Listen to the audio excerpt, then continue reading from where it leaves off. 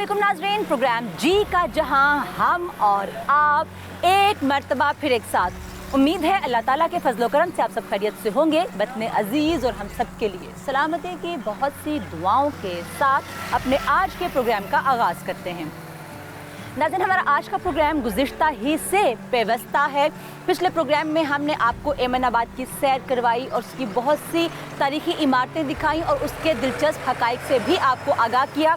तो आज का प्रोग्राम उसी का सीक्वल है। तो आइए एमनाबाद के बारे में मज़ीद आपको आगाही देते हैं और यहाँ पर क्या क्या है, हमारे साथ चलिए देखते हैं।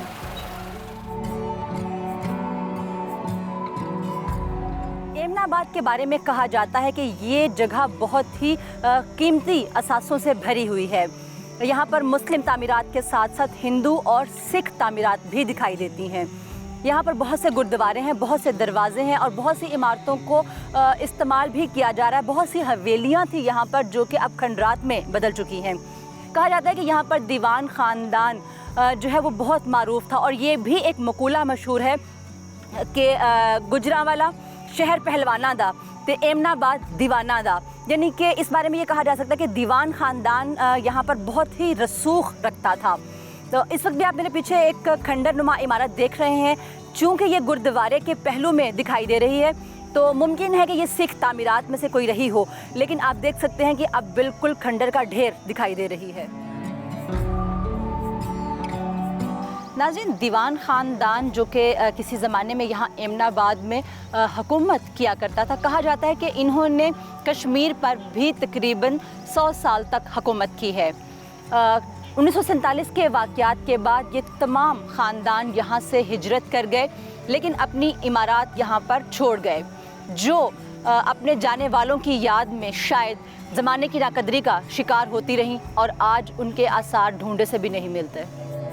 आप देख सकते हैं कि ये पिलर्स बहुत मजबूत दिखाई दे रहे हैं और इन पिलर्स के नीचे एक चबूतरा है और चबूतरे से ऊपर सतून के नीचे भी एक बेस बनाई गई है और उस बेस के बाद कार्विंग है, एक मतलब डिज़ाइन हमें दिखाई दे रहा है और उसके ऊपर बहुत ही मजबूत पिलर है और शायद ये इन पिलर्स की मजबूती ही है जो आज तक ये खड़े हैं और अपनी अनकही कुछ कहना चाहते हैं, जो शायद समझने के लिए यहाँ पर कोई भी मौजूद नहीं है।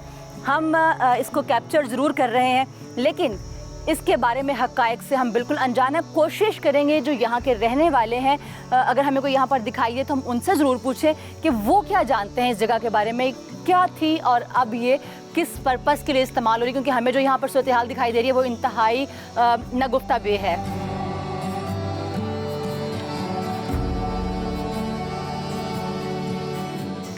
लेकिन कभी यहाँ पर जाहो जल्लाल चलता गूंजता दिखाई देता होगा, लेकिन आज यहाँ पर सफ़े मातम से बिछी दिखाई देती है, जो ये दरो दीवार बोलते दिखाई दे रहे हैं।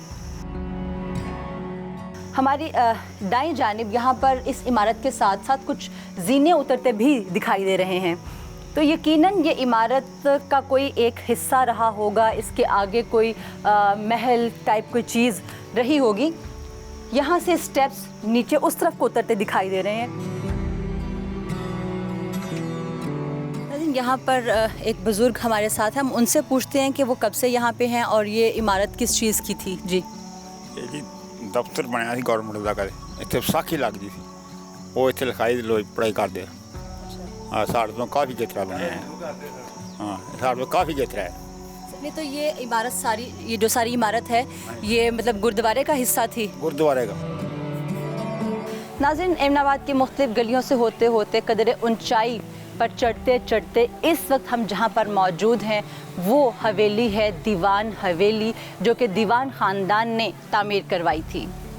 इस वक्त मैं जहाँ पर खड़ी हूँ वहाँ पर हवेली इस अंदाज से रेज़ा रेज़ा पड़ी है कि समझ में नहीं आता कि इस दास्तान को शुरू कहाँ से किया जाए। नाज़रीन, माज़ी के मलबे पे चढ़ना जितना आसान दिखाई दे रहा है, शायद इस मलबे के नीचे दबी बहुत सी कहानियों को, बहुत सी कहकहों को, बहुत सी खुशियों और गमों को निकालना बिल्कुल दुश्वार और इंतहाई नामुमकिन काम है। लेकिन अभी जो मैं आपको दिखाने जा रही हूँ वो आप देखिए कि ये किस कदर भारी भरकम दीवार रही होगी। और इसकी ईंटें भी आपको दिखाई दे रही कि वही छोटी ईंट है और मिट्टी से इसकी चुनाई की गई है। तो आइए आपको इस हवेली के बकिया कुछ हिस्से दिखाते हैं जो अपनी दास्तान कुछ इसी अंदाज में सुनाते दिखाई दे रहे हैं। नाज़रीन, दीवान हवेली का जो मेन गेट है उसके बिल्कुल साथ ही हमें ये एक इमारत दिखाई दे रही है। ये इमारत भी बहुत चौड़ी दीवारों के साथ हमें दिखाई दे रही है और इसके ऊपर के हिस्से पर पुरानी ही तामीर हमें दिखाई देती है, लेकिन उसकी चुनाई जो है वो जदीद सीमेंट के साथ कर दी गई है। लेकिन इनकी दीवारें उसी तरह से चौड़ाई में हैं और अगर आप मेरे साथ दीवान हवेली के मेन गेट से अंदर दाखिल हो तो आपको इस इमारत का दूसरा हिस्सा दिखाई देगा जो उसी तर्ज की तामीर की गई है जैसा कि हिंदुओं का खासा था और वो अभी भी अपने पुराने खदोखाल के साथ मौजूद है। जी नाज़रीन, ये उस घर के साथ हम जब दीवान हवेली में दाखिल होते हैं तो ये वही इमारत का दूसरा हिस्सा है जो अभी मैं आपको दिखा रही थी। तो अगर आप मेरे साथ देखें तो आपको ये पुरानी दास्तान सुनाता दिखाई देता है। यहाँ पर आपको झरोके भी दिखाई दे रहे हैं और यहाँ पर आपको उसी तरह का आर्ट वर्क भी दिखाई देगा।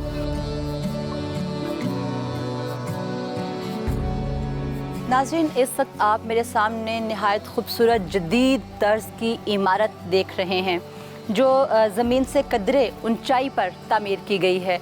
इसका तर्ज तामीर बज़ाहिर बहुत खूबसूरत है, लेकिन आप देख सकते हैं कि ऊंचाई पर है। इसकी वजह हमें ये बताई गई है कि इसके नीचे तहखाना है और इस पूरी दीवान हवेली जो कि बहुत बड़ी है, अभी हम आपको इसका एक और दरवाज़ा दिखाएंगे जो यहाँ से काफ़ी फासले पर है और कहा जाता है कि वो भी इसी दीवान हवेली का दरवाज़ा था।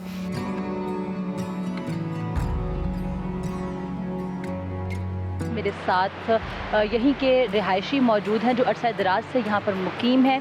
हम उनसे पूछते हैं कि उन्होंने इस जगह को किस तरह से वक्त के साथ साथ तहबाला होते देखा और इस हवेली को उन्होंने किस रंग में देखा है। ये दीवान जो हैं ये बहुत अमीर आदमी थे इधर के अमनाबाद के इलाके के और इनके बहुत ज़्यादा ज़मीनें और रकबे थे इधर और वो आते थे। कश्मीर में उनका बड़ा काम था, आज़ाद कश्मीर जो है ना, ये कश्मीर में जम्मू कश्मीर में उनका, बल्कि कहते हैं उनकी 4 आने पत्ती थी उनकी इंडिया में। तो वो कश्मीर से ही आते थे और अपना बिजनेस करते थे, अपनी ज़मीनें वगैरह उनके उधर मुलाजिम वगैरह रहते थे। तो उनकी फैमिलियाँ भी रहती थी उस दौरान जब वो आते थे।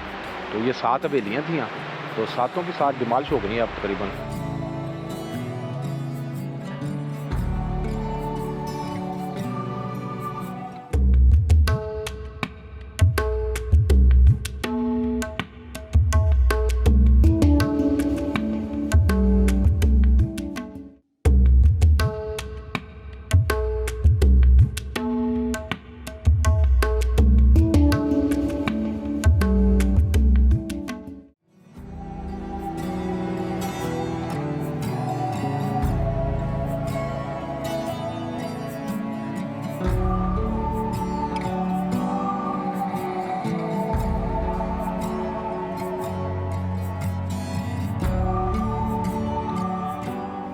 नाज़रीन, अभी हम जिस रास्ते से आए आपने देखा कि एक जदीद तर्ज का घर था, लेकिन उसके खदोखाल में तमाम पुरानी झलक हमें दिखाई दे रही थी। उससे कुछ ही कदमों के बाद हमें ये एक और दरवाज़ा दिखाई देता है और उस दरवाज़े से अंदर हमें फिर जदीद मकानात दिखाई देते हैं, लेकिन ये उसी हवेली की कोई दाखिली इमारत रही होगी जिसके ऊपर ये खूबसूरत आपको झरोके दिखाई दे रहे हैं और फिर उसके बाद खूबसूरत आपको कार्विंग का काम दिखाई दे रहा है और यहाँ पर लकड़ी का काम भी आपको दिखाई दे रहा है। और उस लकड़ी के काम को आप देख सकते हैं कि इसका जो अंदाज़ है वो हमें बता रहा है कि कश्मीर से कहीं ना कहीं कोई ताल्लुक़ जुड़ा हुआ है। एमनाबाद के चप्पे चप्पे पर इस तरह के असासे को देखकर यही एहसास उठता है कि काश कि इस असासे को महफूज किया जा सकता। यहाँ दीवानों के इस मोहल्ले में मुख्तलिफ़ जगहों पर मुख्तलिफ़ हवेलियाँ और भी मौजूद हैं। आपको चलते फिरते हम वो भी दिखाएंगे और उसी को ढूंढते ढूंढते हम जिस हवेली के सामने मौजूद हैं, हमें बताया गया है कि ये हवेली दीवान ख़ानदान से ही मंसूब किसी खातून की है। मलिका थी या रानी थी, जो भी थी, ये उनके नाम से मंसूब है और ये दरवाज़ा हमारे लिए खोला गया है और आपके लिए खोला गया है। तो आइए देखते हैं यहाँ पर क्या है जो आपके लिए और हमारे लिए बिल्कुल नया है। तो आइए हमारे साथ। इसका दरवाज़ा ही आप देखिए तो वो ही अपनी एक अलग बहार जो है वो दिखा रहा है और बहुत खूबसूरत है ये, और ये उसी ज़माने की झलक भी दिखाता नज़र आ रहा है। तो आइए और देखते हैं यहाँ पर क्या है।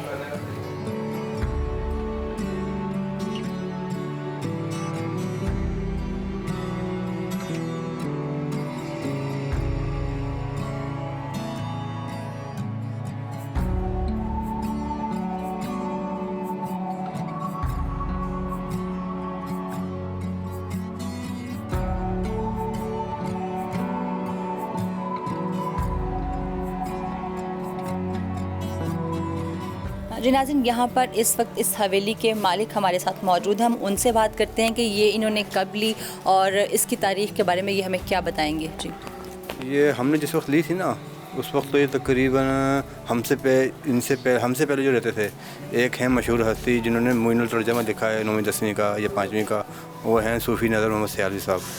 उनसे हमने, उनके भतीजे से हमने ली थी, वो तो फोत हो गए थे जी। वो यहाँ रहते थे इस घर में ना। उन्होंने नीचे यहाँ बाहर डंगर शंगर रखे थे, बड़ी सादा सी ज़िंदगी थी उनकी, और लोग उनकी बड़ी इज़्ज़त करते थे माशाल्लाह। बड़ी उन्होंने लोगों को यहाँ से उनके जो पढ़े लिखे हैं वो माशाल्लाह डॉक्टर हैं, कोई इंजीनियर, बड़े हाई लेवल पे हैं। और इसमें तो कोई शक नहीं कि उनकी लिखी हुई इंग्लिश को पढ़ के हम भी थोड़ा सा पढ़े लिखों में शुमार हुए। उन्हीं के मायने तर्जमे को पढ़ते रहे और हमारी इंग्लिश में कुछ बेहतरी आई, हालांकि कुछ ज़्यादा नहीं आ पाई, लेकिन ये कि बहरहाल उनकी वजह से बहुत से लोगों को इस्तेफादा जो है उन्होंने किया। जी, तो आपने कब ली? और मैंने तकरीबन आज से 15 साल पहले हमने लिए ये, और उसके ऊपर जो जिस तरह थी ये पुरानी, इसकी हालत थोड़ा ख़राब थी क्योंकि ये जिनके सुपर थे उन्होंने केयर नहीं की थी, रेंट पे थी ये। उसके बाद हमने उसको उसी कंडीशन में दोबारा लेके आए जो पहले थी इसकी, और इसकी कोई चीज़ भी जो है ना ख़राब नहीं की, या ऐसी नहीं बनाई कि जिससे पता चले कि अभी लगाई गई ये चीज़ें। इसका ये आर्च बना हुआ है, ये वैसे का ही ख़राब हो गया था। इसके अलावा अंदर जो मग है सिस्टम इसका जो है, जो लकड़ी के बने हुए हैं, उससे हम वैसे लगवाए हमने उसके साथ। तो यहाँ पर किस तरह का तर्ज़ तामीर था और उन्होंने टूट फूट को किस तरह अपनी आंखों से देखा? पुराने एमनाबाद को, आज के एमनाबाद को वो किस तरह से देखते हैं? जी, पुराना एमनाबाद तो बहुत ज़बरदस्त था। अब यानी कि जिस तरह हवेलियाँ पुरानी होती जा रही हैं, उस तरह इनको डिमोलिश करते जा रहे हैं, गिराते जा रहे हैं। ये गलत है क्योंकि दोबारा जो यानी कि हमारा एक विरसा है पंजाब का, राजा रंजीत सिंह के हवाले से, और जो भी हैं मुग़ल एम्पीरियर है, हमें उसको दोबारा डेवलप करना चाहिए। अपने एमनाबाद को इसी तरह रखना चाहिए, साफ़ सुथरा। जिस तरह पुरानी हवेलियाँ गिराई जा चुकी हैं, हमें बड़ा दुख है इस बात का। लोग नहीं रख पाते, हवेलियाँ नहीं अफोर्ड कर पाते, लेकिन ये है कि हमें उसको दोबारा रिन्यू करवा के उसको अच्छे तरीके से रखना चाहिए। बाकी यही है कि हवेलियाँ आपके सामने ही हैं। हुकूमत वक्त से हमारी अपील है कि इनको देखें, इनके ऊपर अपने जो यहाँ पे चीफ़ मिनिस्टर साहब हैं वो आके इसके ऊपर ज़रा गौर करें ताकि उसको दोबारा रिन्यू करवा सकें। इसके अलावा इसमें तो कोई शक नहीं है, जो हम लोग ज़ाया कर चुके या जो गवा चुके वो तो गवा चुके, वो तो दोबारा से हम उसको नहीं लेके आ सकते हैं, ज़िंदा नहीं कर सकते। लेकिन जो इस वक्त यहाँ पर हवेलियाँ मौजूद हैं, अभी हमने चलते फिरते बहुत सी हवेलियाँ देखी। यहाँ एमनाबाद की गलियों में बहुत सी ऐसी हवेलियाँ हम देख चुके हैं जो कि अभी भी अपनी माजी की झलक अपने साथ लिए हैं और अभी भी उसी तरह से कायमो दायम हैं। तो अगर इन हवेलियों को रिवाइव किया जाता है और अगर इन हवेलियों को बेहतर हालत में लाया जाता है तो यकीनन एमनाबाद जो है वो ऑल ओवर द वर्ल्ड एक ऐसा शहर साबित हो सकता है जो मैं पहले भी कह चुकी हूँ कि पाकिस्तान की जो सयाहत है उसमें इजाफे का बायस बनेगा और ये हमारा ही विरसा है। तो इसकी बेहतरी के लिए यकीनन कोई ना कोई कोशिश जो है वो की जानी चाहिए।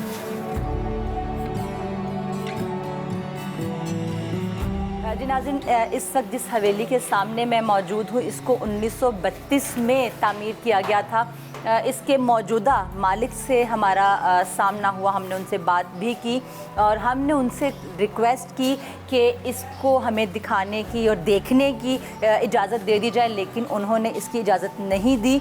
उसकी वजह यही थी कि ये गिरने वाली है और बहुत ही खस्ता हालत में है। लेकिन आप देख सकते हैं कि इसके पिलर्स जो हैं वो किस कदर मजबूती से खड़े हैं। दरअसल उनके बकौल वो इसे अनकरीब डिमोलिश करने वाले हैं और मुझे इंतहाई अफसोस है कि वो इसे डिमोलिश कर रहे हैं। आप इस काम को देख सकते हैं। आप इसका काम देख के यकीन माने कि आई एम रियली कहना ना वाकई में लव इन इट कि कितना खूबसूरत काम किया गया है और अनकरीब ये माजी का हिस्सा बन जाएगी, जो मेरे लिए तो वाकई बहुत तकलीफ़देह है। और आप भी इसके काम को देख सकते हैं कि कितना खूबसूरत है और इमेजिन कीजिए कि कुछ अरसे बाद ये हवेली यहाँ पर आपको दिखाई नहीं देगी।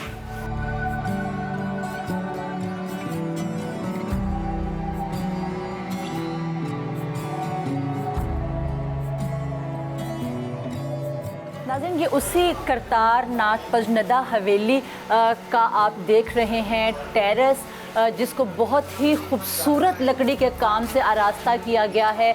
आप देख सकते हैं कि कितना बारीक काम है, कितना खूबसूरत और कलरफुल है यहाँ पर, और ये सब लकड़ी में कार्विंग की गई है, हाथ का काम है। लेकिन अफसोस यही है कि अनकरीब ये डिमोलिश कर दी जाएगी।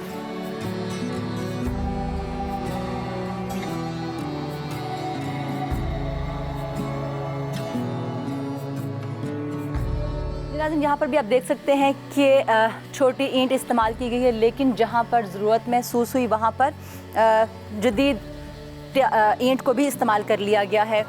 दरवाज़े में भी आपको चौड़ी ईंट जो जदीद है वो नज़र आ रही है, लेकिन ये आजकल की तामीरात में से फिर भी नहीं है।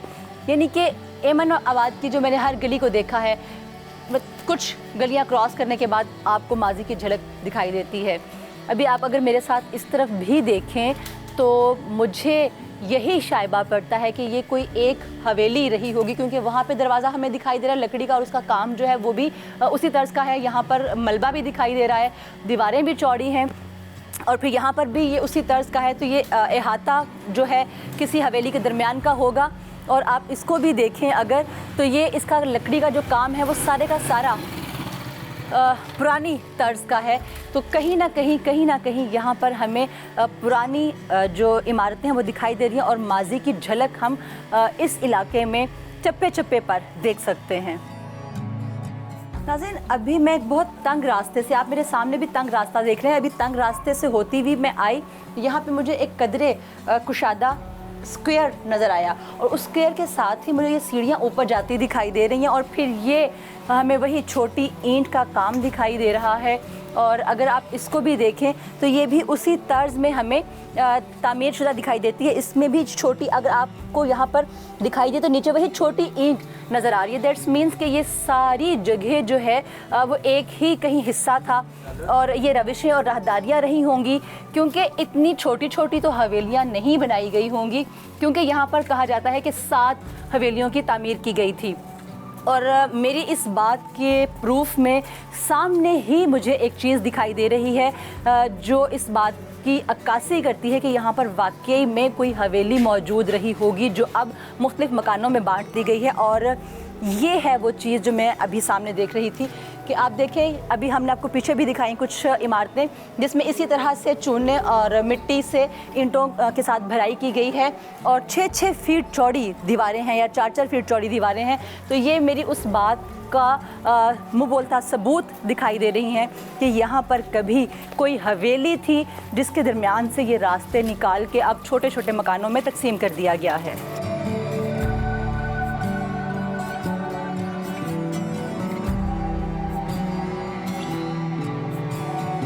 नाज़रीन, एमनाबाद की गलियों में फिरते फिराते आपको मुख्तलिफ जगहों पर मुख्तलिफ दीवारें दिखाई देंगी जिनमें इस तरह के पीसेस भी आपको दिखाई देंगे, जो इस बात का वाज़ेह सबूत हैं कि यहाँ पर बहुत सी इमारतें कदीम मौजूद थीं, लेकिन उनको वक्त ने बिल्कुल तहबाला कर दिया और या तो उन्हीं दीवारों को गिरा कर ईंटों को इस्तेमाल कर लिया गया या फिर उन्हीं दीवारों के साथ नई दीवारें तामीर कर ली गईं।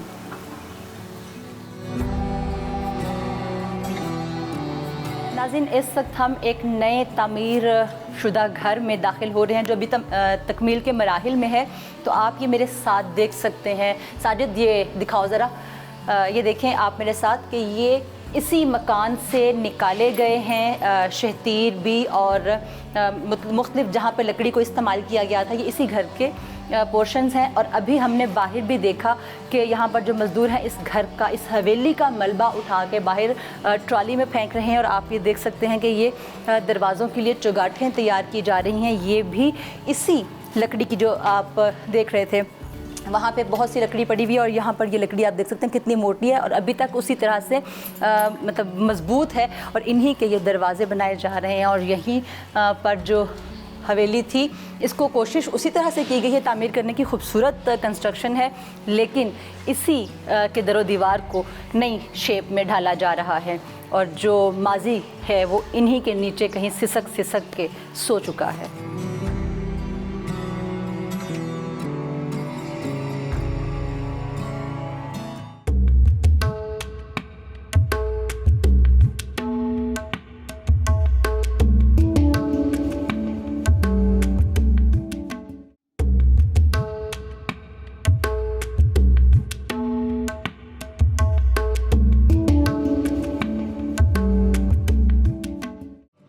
नाज़रीन, बिलाखिर हम उस जगह पर मौजूद हैं जिसके बारे में कहा जाता है कि यहाँ पर 550 साल पुरानी मस्जिद मौजूद है। जी, आप मेरे अकब में देख रहे होंगे, ये वो मस्जिद है जिसके बारे में कहा जाता है कि लोधी ख़ानदान ने इसे तामीर किया था।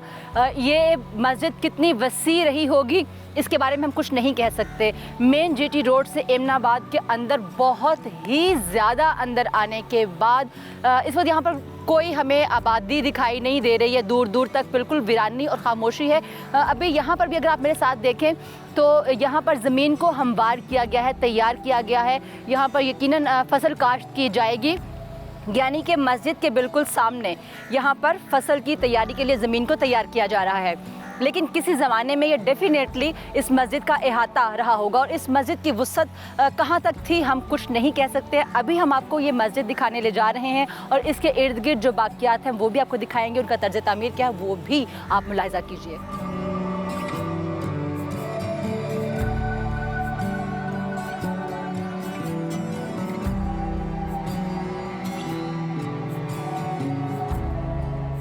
जी नाज़रीन, इस वक्त हम उस मस्जिद के अंदर मौजूद हैं। इस मस्जिद का नाम क्या रहा होगा हम कुछ नहीं जानते। इस मस्जिद की हालत आपके सामने है, कोई दरवाज़ा नहीं है, कोई खिड़की नहीं है, यहाँ तक कि मस्जिद के अंदर आने के लिए भी दरवाज़ा मौजूद नहीं है। ईंटों से रास्ते बंद कर दिए गए, उनको फैलांग के अंदर आना पड़ा। आप मेरे साथ अगर इनका तर्ज़ तामीर देखें तो काफ़ी बेहतर हालत दिखाई दे रही है। अगर इसको प्रोटेक्ट किया जाए तो यकीनी तौर पर हम इसको आलमी विरसे में भी शामिल करार दिया जा सकता है। इसे आप देखिए तो इसके अंदर वही आर्च वर्क है, अगरचे इसमें आपको मुग़ल तर्ज़ तामीर दिखाई नहीं देगा क्योंकि मुग़ल्स का अपना एक स्टाइल था, लेकिन इस्लामिक तर्ज़ तामीर में आर्च वर्क या गुंबद को जो है वो या मेहराबों को बहुत ज़्यादा अहमियत दी जाती रही है। तो यहाँ पर आपको उसी तर्ज़ की मेहराबें दिखाई दे रही हैं। कहा जाता है कि ये लोधी ख़ानदान का तर्ज़ तामीर है या उन्होंने यहाँ पर तामीर करवाई थी। तो आप देख सकते हैं कि ये एक छोटा कमरा है यहाँ पर और उसके साथ ये मेहराब और फिर उस मेहराब को गहराई में तामीर किया गया है और उसके बाद फिर एक और आपको दिखाई देता है जो कि उभारा गया है इस आर्च को, इस मेहराब को, और उसके बाद फिर इसके ऊपर गुंबद तामीर किया गया है। पिलर्स पर ये इमारत है और दरमियान में भी गुंबद है और कमरों के साथ भी आपको गुंबद दिखाई देंगे। इसके अलावा रोशनी हवा के लिए आपको वहाँ पर रोशनदान भी दिखाई दे रहे होंगे। दो अतराफ में छोटे गुंबद हैं और छोटे आपको आर्चेस दिखाई देती हैं, जबकि दरमियान में एक बड़ा थोड़ा हिस्सा है और यहाँ पर आपको मिंबर भी दिखाई देगा जहाँ पर इमामत करवाई जाती रही होगी। यहाँ पर आपको जदीद तर्ज की तामीर भी दिखाई दे रही होगी जो कि बाद में की गई है और इसकी एक ही वजह हमें दिखाई दी कि यहाँ पर छत के करीब हमें क्रैक्स दिखाई दिए। तो यकीनी तौर पर इन गुंबदों को या इस इमारत को गिरने से बचाने के लिए ये बाद में पिलर्स तामीर किए गए और इन आर्चेस को महफूज करने की कोशिश की गई है। इस बड़े कमरे के साथ इसी तर्ज का छोटा कमरा भी मौजूद है। दरवाज़ा यहाँ पर कोई भी नहीं है, आप देख सकते हैं सादा सी इमारत है, लेकिन यहाँ पर कभी कोई गुलकारी की गई होगी या यहाँ पर नक्काशी की गई होगी जो इस्लामिक आर्ट का उम्दा तरीन नमूना रहा होगा, लेकिन आज हमें उसके निशानात तक भी दिखाई नहीं देते हैं। हवा और रोशनी के लिए जिस तरह से खिड़कियों का इंतज़ाम किया गया है, उसी तरह से रात के वक्त रोशनी के इंतज़ाम के लिए यहाँ पर आपको ताकचे भी दिखाई दे रहे हैं जो यकीनन यहाँ पर रात को रोशनी बिखेरते होंगे। इसके अलावा अगर आप इसकी छत पर देखते हैं तो ये भी आपको हश्त पहलू दिखाई देती है और इसके अतराफ में आपको मेहराबदार कुछ डीप पोर्शंस दिखाई देते हैं, जबकि कुछ आपको यहाँ पर बिल्कुल पैनल्स की शक्ल में दिखाई देते हैं। और यहाँ पर यकीनन बात फिर वही है कि इस्लामिक आर्ट के नमूने मौजूद रहे होंगे जो मुख्तलिफ रंगों की आमेज़िश से तैयार किए गए होंगे और अपनी एक अलग ही बहार दिखाते होंगे। नाज़रीन, यहाँ पर हमें दूर दूर तक आबादी का कोई नामो निशान दिखाई नहीं दिया, लेकिन मस्जिद को चूँकि खुदा का घर कहा जाता है तो इस घर में हमें अभी भी कुछ लोग दिखाई दे रहे हैं जो इस बात का सबूत है कि जहाँ पर भी खाना खुदा होगा वहाँ पर आपको लोग जो हैं वो ज़रूर दिखाई देंगे। तो हम इनसे बात करते हैं कि वो यहाँ पर कब से हैं और क्या कर रहे हैं यहाँ पे। मैं यहाँ पे वैसे ही आया था, देखा यहाँ पे ये इमारत एक पुरानी खड़ी है। मैं इसकी तरफ आया तो यहाँ पता चला कि ये मस्जिद है। फिर मस्जिद के नाम से वैसे ही मुझे उनसे हो गया, थोड़ा सा मैं ज़्यादा इधर आने लग गया। फिर इधर रहा, इस मस्जिद ने कुछ गिले शिकवे किए और इसके गिले शिकवे अच्छे भी थे। ये कह रही थी कि ए हज़रत इंसान, मुझे वीरानगी से परेशान मत हो। ऐसी वीरानगी इस्लाम की आजकल इंसान के सीने में है। अगर उस वीरानगी को दूर करो मैं तो फिर भी बन जाऊंगी, लेकिन अगर इंसान उस वीरानगी को दूर करने से पहले ही चला जाएगा तो मेरे बनने का कोई फ़ायदा नहीं है। तो हमें चाहिए कि हम इन मस्जिदों की तामीर से ज़्यादा अपनी रूह और अपने अंदर की और अपने बातन की तामीर के लिए ज़्यादा कोशिश करें, क्योंकि हमने वैसे भी बैरूनी जिस्म के लिए बहुत सारा सामान इकट्ठा किया है। तो ये गवाही है कि हम अंदरूनी जिस्म के लिए भी कुछ मटीरियल बनाएं। तो मेरी रिक्वेस्ट है कि अंदरूनी मटीरियल पे ज़्यादा तवज्जो दें, बैरूनी मटीरियल तो इंशाअल्लाह ज़रूर पूरा हो जाए।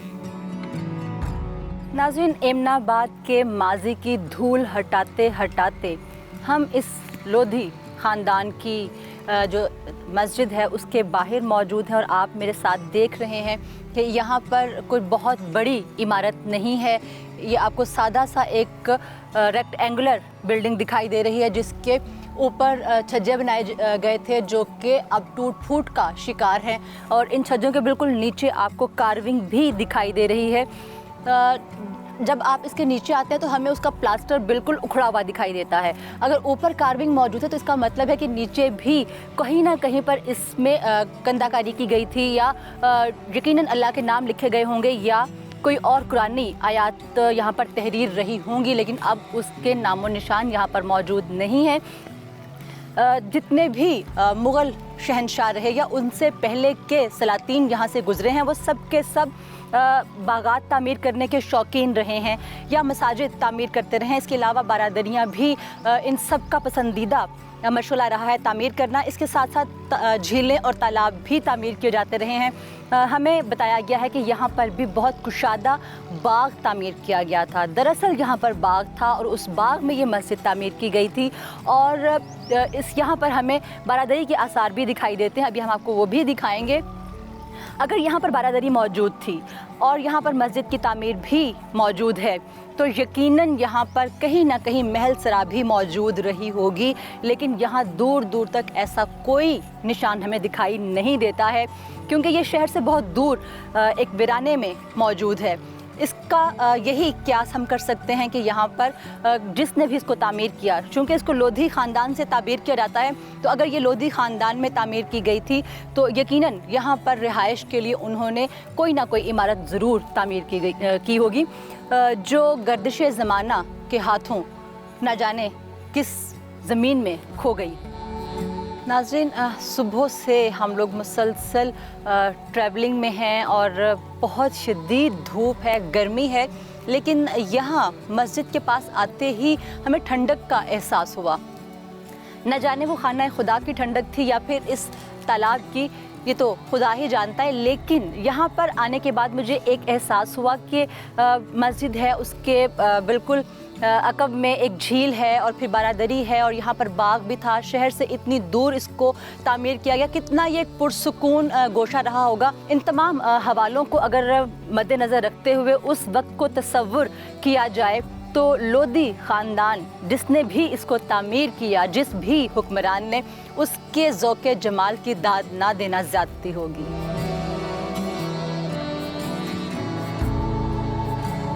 नाज़रीन, एमनाबाद के बिल्कुल वीराने में खड़ी ये टूटी फूटी सी शिकस्ता सी इमारत, इसके ऊपर मौजूद बुर्जियाँ, और अगर आप मेरे साथ अभी आपको मैं अंदर भी ले जाऊंगी और दिखाऊंगी कि किस कदर शिकस्ता हो चुकी है, बल्कि टूट के ज़मींबोस हो चुकी है ये इमारत। और इसको देख के यही दिखाई देता है कि ये यकीनन यहाँ की बारादरी रही होगी, क्योंकि ये हमें मुख्तलिफ़ रास्ते यहाँ पर दिखाई दे रहे हैं और चारों जानिब ये बिल्डिंग जो है वो हमें दिखाई देती है कि कभी तैयार यहाँ पर की गई होगी, और यकीनन ये यहाँ की बारादरी ही होगी जिस पर बुर्ज भी तामीर किए गए और इसको एक चबूतरे पर खड़ा किया गया था। इस चबूतरे के बाद इस इमारत को फिर एक चबूतरे पर खड़ा किया गया। अभी हम इसको अंदर से देखते हैं कि इसकी चौड़ाई कितनी थी और इसकी लंबाई कितनी है और ये किस तर्ज की रही होगी, हम सिर्फ तसव्वुर कर सकते हैं। इसको अब उस तरह से देखना तो मुहाल ही है। नाज़रीन, मेरे दाएं जानिब आप देख रहे हैं कि इमारत बिल्कुल ज़मींबोस हो चुकी है, जो अपने खदोखाल भी बिल्कुल उसी तरह से मनोमट्टी तले दबा चुकी है जैसे कि वो ख़ुद आपको ज़मीन में दबी दिखाई दे रही है। जबकि अगर आप मेरे बाएं जानिब देखें तो इमारत यहाँ पर भी आपको शिकस्ता ही दिखाई दे रही है, लेकिन आपको ये दिखाई दे रहा होगा कि यहाँ पर आपको कुछ आर्ट के नमूने नज़र आ रहे होंगे और सफ़ेद चूने का कुछ हिस्सा भी दिखाई दे रहा है, जो कि मिट्टी की भराई के साथ सफ़ेद चूने की ऊपर चुनाई की गई है। और यकीनन ये सारी इमारत जो है वो सफ़ेद चूने से बनाई गई होगी और इसके ऊपर भी हमें कुछ डिज़ाइंस इसी तरह के दिखाई दे रहे हैं, जो कहीं ना कहीं माजी की हकायत कहते हमें दिखाई दे रहे हैं। दूसरी चीज़ जो मुझे यहाँ पर नज़र आई कि यकीनन ये इमारत जो है वो मलबा पड़ने की वजह से ऊंची हो चुकी है और असल इमारत का बहुत सा हिस्सा कहीं ज़मीन के नीचे ही दफन हो चुका है। और ये तमाम इमारत हमें अपनी बर्बादी का नोहा कहती दिखाई देती है। शायद इसीलिए इसके अकब में बिल्कुल एक वसीओ अरीज़ कब्रिस्तान आबाद कर दिया गया है।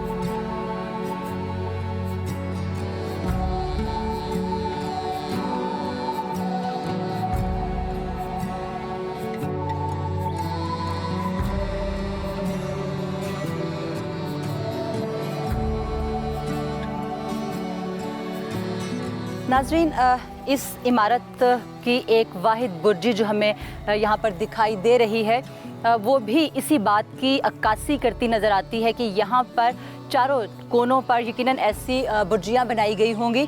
इसी तरह की बुर्जियाँ हमें शालामार बाग में भी दिखाई देती हैं और ये इमारत हमें बहुत कुशादा भी नज़र नहीं आती, तो यकीनन ये बारादरी रही होगी और बुर्जियाँ ऊपर शायद मुहाफ़िज़ों के लिए थी या फिर इसकी खूबसूरती के लिए, ये तो वक्त ही जानता है।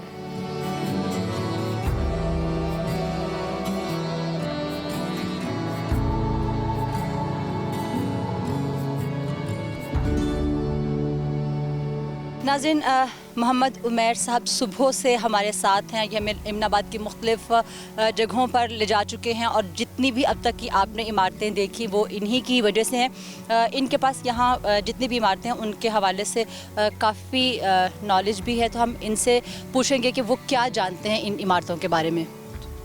जी नाज़रीन, इस वक्त हम एमनाबाद की एक बहुत ही कदीम मस्जिद उस्मानिया के पास खड़े हैं और मैं एमनाबाद का रहायशी हूँ। हम जब से इधर से रह रहे हैं तब से इस मस्जिद को इस तरह देख रहे हैं। ये फ़िलहाल आबाद नहीं है, एक वीरान मस्जिद कहलाई जाती है और ये मस्जिद उस्मानिया इसका नाम है। और बाद लोगों का कहना है कि ये ज़हीरुद्दीन बाबर ने यहाँ इधर से गुज़रे, उन्होंने इधर कैंप लगवाया और इसकी तमीरात उन्होंने की। और कुछ लोगों का कहना है कि ये शेर शाह सूरी साहिब ने बनवाई और कुछ लोगों का कहना है कि ये लोधी ख़ानदान ने तमीर करवाई। असल में हमारी तहकीक के मुताबिक ये मिस्र के एक एमन ख़ानदान था, उन्होंने तमीर करवाई। और वैसे भी पाकिस्तान में और मसाजिद से इसी की मुशाबहत मिलती जुलती है, क्योंकि इसकी देख लें कि मिस्र के जो माहिर तमीरात थे उन्होंने पाकिस्तान में बहुत ज़्यादा जगहों पर मस्जिदें तमीर कराई और इसकी मस्जिद की मुशाबहत जो है वो बाकी मस्जिदों के साथ मिलती जुलती है जो मिस्र के एमन ख़ानदान ने तमीर करवाई थी। नाज़रीन, प्रोग्राम आपने देखा, अपने आज के प्रोग्राम में हमने कोशिश की कि एमनाबाद की तमाम जगहों को आपके सामने पेश किया जाए, उनकी तमाम जो हक़ाइक़ हैं, उनकी तमाम तारीख़ को आपके सामने पेश किया जाए। अपनी इस काविश में हम किस हद तक कामयाब रहे, हमें अपनी राय से आगाह ज़रूर कीजिएगा। दिन भर खूब गर्मी रही और ज़ाहिर प्यास भी थी और थकन भी थी, तो अपनी थकन को मिटाने के लिए हम फिर चाय को ले जा रहे हैं रिफ़्रेशमेंट के लिए और एंजॉय करने लगे अपनी चाय को। एंजॉय क्या करेंगे, सर में शदीद दर्द है, सुबह से काम कर रहे थे, तो ये हमारी मजबूरी भी है इस टाइम पे चाय पीना। तो आप भी आराम कीजिए। आइंदा अपने किसी नए प्रोग्राम में, किसी नई तहकीक, किसी नई जुस्तजू के साथ दोबारा आपकी खिदमत में हाजिर होंगे। तब तक के लिए अपनी मेज़बान नसरीन भट्ट और टीम जी का जहां को इजाज़त दीजिए। अल्लाह हाफ़िज़।